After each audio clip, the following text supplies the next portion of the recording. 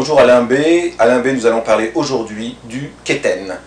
Alors le keten, tout le monde connaît ça au Québec. Si vous nous regardez depuis la planète entière, depuis le Liban, le Cameroun, la Suisse, le Gabon, le keten vous ne connaissez pas, bien sûr. Le keten, c'est quoi? Le keten, c'est un mot très utilisé ici, qui veut dire kitsch, ringard, cucu. D'abord, on va faire un petit cours d'où vient le mot keten. Alors, il y a plusieurs explications, chacun y va de sa petite théorie. Pierre Huot pense que keten vient des disques Cartel, qui étaient des disques qui faisaient des compilations dans les années 50-60, des compilations pas chères, de musique pas forcément formidable, et donc Cartel est devenu keten. D'autres personnes pensent, et moi j'aurais plutôt tendance à croire ces gens-là, que le mot keten vient de Saint-Hyacinthe. Et là, à Saint-Hyacinthe, on a trois explications pour ça.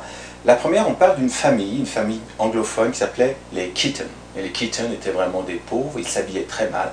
Et donc on disait hey, tu es habillé comme un kitten, kitten, kitten. Vous voyez le truc. Une autre explication, c'est qu'on parle d'Espagnols qui avaient immigré, et donc il y avait une grosse communauté d'Espagnols à Saint-Hyacinthe toujours. Et eux, ils parlaient des gitans comme étant des gens un petit peu bizarres. Ils disaient Gitten, Gitten, Gitten est devenu Keten. Autre explication. Et la troisième explication qui paraît la plus crédible, c'est qu'on parlait dans les années 40, près du marché à Foin, de Saint-Hyacinthe. Il y avait des quêteux, des gens qui faisaient la quête, qui étaient pauvres, et ceux qui étaient moins pauvres qu'eux, des fois leur donnaient des vêtements. Et donc ils se retrouvaient habillés un petit peu n'importe comment, parce qu'ils mettaient ce qu'on leur donnait. Et donc les quêteux sont devenus des quétaines. Et André Champagne raconte que un jour, lorsqu'elle faisait une émission avec Denise Filiatro, il y avait un stylisme un petit peu pas génial. Et elle a dit ah, c'est quétaine. Denise Filiatro a repris le mot. Et donc à la fin des années 50, le mot est devenu populaire grâce à la télévision et quétaine est rentré dans le langage populaire. Aujourd'hui, keten, c'est pas seulement des vêtements, c'est aussi des styles, c'est des gens, c'est un style. Alors c'est quoi être keten, vraiment? Qui est keten? Alors il y a plein de gens qui sont keten, on en voit certains qui tournent autour de moi, tous mes amis sont là. Céline Dion est keten, Las Vegas est keten, les Gypsy Kings sont hyper keten. Et là on en arrive à un point très intéressant, c'est qu'on se rend compte que finalement, le keten, ça fait vendre.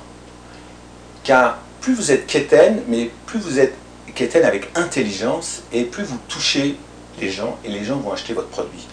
Et c'est là qu'on peut se demander si les gens ne font pas exprès d'être keten. C'est même troublant. Alors, c'est là que j'en viens à toi, Alain, mon ami Alain Barrière. Tu viens de faire une petite tournée au Québec, tu viens de lancer une compilation, et tu as vendu 50 000 disques. Disques d'or en 2 mois, et pour des disques qui sont très quétaines. Alors, bravo Alain, et bonne continuation.